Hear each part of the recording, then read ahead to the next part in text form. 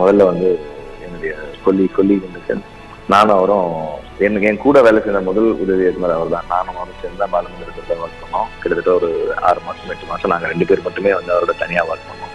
அந்த டைம்ஸ்ல வந்து நாங்கள் 2 பேரும் வந்து எல்லா விஷயங்களுமே பகிர்ந்துட்டு இருந்திருக்கோம். அண்ட் அதுக்கப்புறம் அவர் பாடலை எழுத போனார். பாடலை எழுத போனதுக்கு அப்புறமும் தொடர்ந்து நாங்கள் சந்திப்போம். ஸ்கிரிப்ட் டிஸ்கஷன்ஸ் எல்லாம் இருக்கும். அண்ட் அசிஸ்டன்ட் டைரக்டர்ஸ்க்கு வந்து அவுட் ஆஃப் த வே போயிட்டு உதவி பண்ணக்கூடிய ஒரு ஆள்.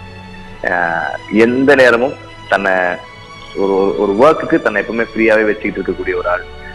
எல்லா வருஷமும் கடந்த 10-12 வருஷமா வந்து அதிக பாடல்கள் எழுதின பாடலாசிரியர் வந்து முத்துக்குமார் தான். ஒவ்வொரு வருஷமும் 100 பாட்டு எழுதிடுவாரு. எப்படியாவது, அதாவது எங்க எவ்வளவு நேரம் இருக்குன்னு தெரியாது, அந்த மாதிரி உழைக்கக்கூடிய ஒரு ஆள் அவரு. எப்பவுமே தன்னை கன்ஸ்ட்ரக்டிவாவே செயல்படணும்னு நினைக்கிற ஒருத்தர்.